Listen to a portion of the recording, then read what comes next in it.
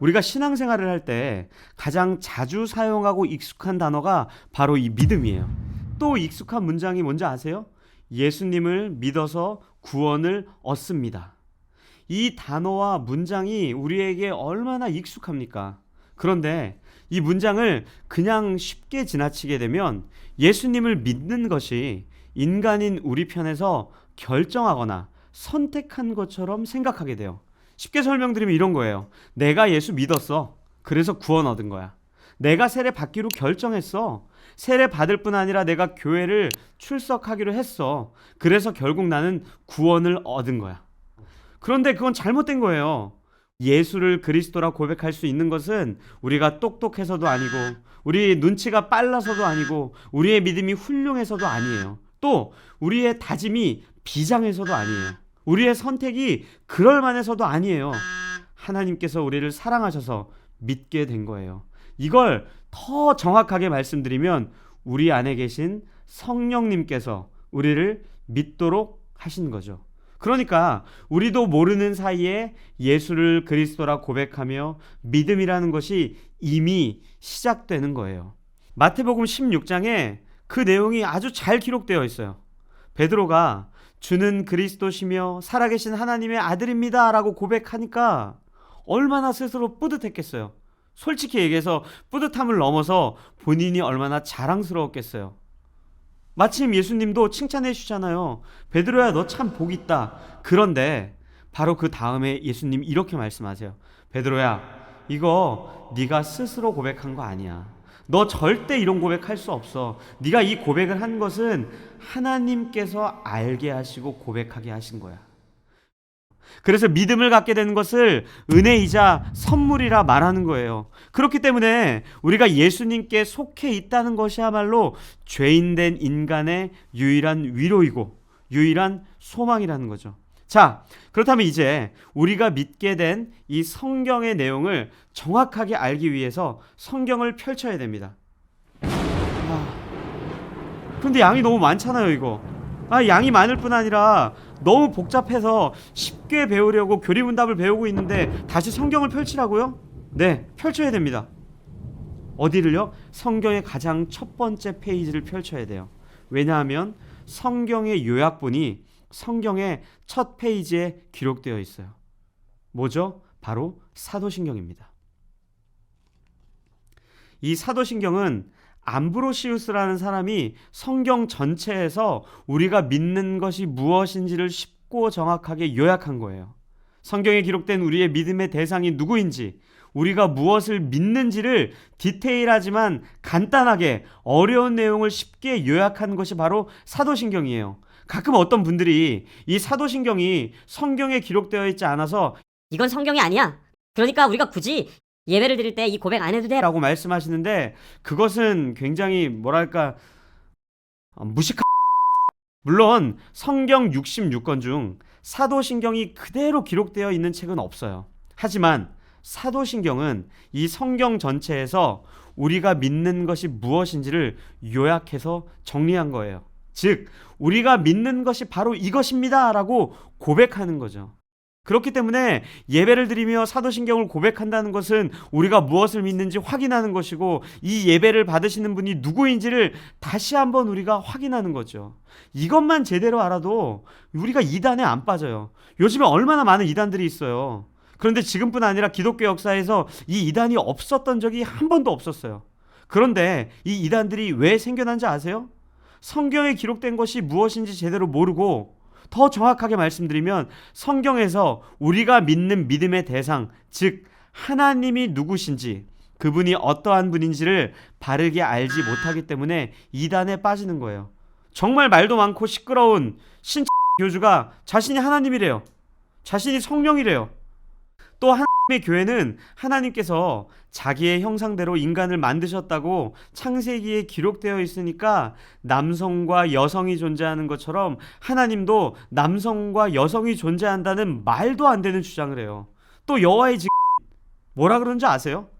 예수님께서 하나님의 아들이기 때문에 아무래도 아버지가 아들보다는 조금 낫지라고 주장하면서 예수님이 훌륭한 분이긴 하지만 하나님은 아니야라는 얼토당토 않는 주장을 해요. 그렇다면 우리는 잘 압니까? 성경에 기록된 우리가 믿는 하나님이 누구시며 우리가 무엇을 믿는지 바르게 아십니까? 바로 그 내용이 사도신경에 아주 정확하게 그리고 자세하게 기록되어 있는 거예요. 우리가 사도신경을 공부하기 전에 매우 중요하고 또 매우 어려운 것을 한 가지 배우고 넘어가야 돼요. 바로 삼위일체 하나님이에요. 사실 저도 설명하기가 너무 어려워요. 왜냐하면 삼위일체 하나님이라는 것 자체가 믿게 된 신자만이 고백할 수 있는 신비한 내용이거든요. 이 신비한 내용이라는 것은 이해할 수도 없고 이해도 안 되고 또 누군가를 이해시킬 수도 없는데 희한하게 믿어졌고 지금도 믿고 있고 영원히 믿게 될 것이기 때문에 신비하다라고 제가 말씀드린 거예요. 이 삼위일체 공부할 때 우리가 딱 두 가지만 기억하면 돼요. 먼저 하나님은 한 분이시다라는 사실입니다. 에이 그럼 하나님 세 분 아니네요. 성부, 성자, 성령 아니네요 라고 반박할 수도 있는데 먼저 하나님이 한 분이라는 의미는 세 분이 아니다라는 의미가 아니라 온 우주에 하나님만이 유일한 참된 신이다 그런 의미에서 한 분이라는 거예요.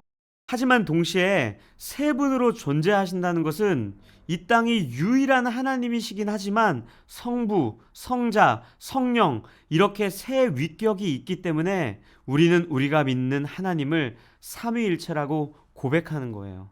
헷갈리시죠? 진짜 어렵죠? 합동신학대학원에서 조직신학을 가르치시는 김병훈 교수님께 몇 가지 질문을 드려볼게요. 먼저 삼위일체를 쉽고 간단하게 설명할 수 있을까요? 교회에서 이렇게 고백했죠.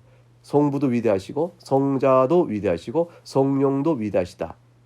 근데 신앙 고백은 뭐라고 말했냐면 그럼에도 불구하고 오직 한 위대함만이 있다. 이게 삼위일체의 고백이에요. 굉장히 중요한 고백이죠.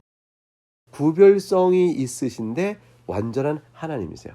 그러니까 성부, 성자, 성령은 각기 구별되시나 완전한 하나님이시라는 사실. 이게 성경에서 고백되어지는 분명한 말씀이죠. 그리고 본질로는 오직 한 분이시고 위격이 성부, 성자, 성령 세 분이 계신 것이다 라는 이제 통합적 이해를 갖고 그것을 삼위일체 교리로 우리가 신관을 잡게 된 거죠. 이건 철학적 사고가 아니고요. 영어로 트리니티로 계신 하나님을 우리가 믿습니다. 그런데 삼위일체는 왜 이렇게 어렵죠? 왜 그러냐면 유한한 세계는 똑같다 하더라도 차이가 생깁니다. 공통된 성질로 묶을 수 있어도 차이가 생겨요. 그러니까 우리가 이 자연 세계 안에서 이게 적용할 방법이 없어요. 이해가 잘 안 가요.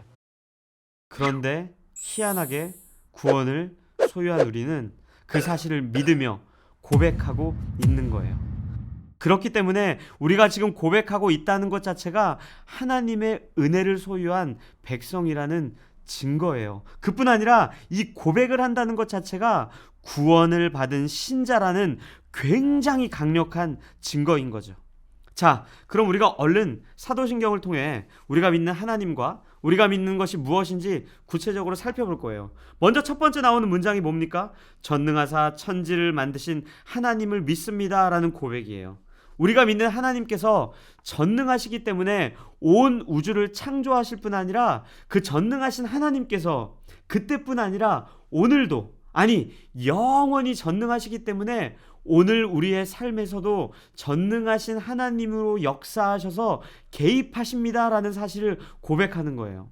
성경에 가끔 아브라함의 하나님, 이삭의 하나님, 야곱의 하나님이라는 말씀들을 한 번쯤은 들어보셨을 거예요. 그 뜻이 바로 아브라함의 때도 역사하셨고 이삭의 때도 역사하셨고 야곱의 때에도 하나님은 살아계셨으며 동시에 오늘 우리의 현실 속에서도 전능하신 하나님이 살아계셔서 우리를 먹이시고 입히시고 도우시고 보호하시며 인도하신다는 것을 고백하는 거예요.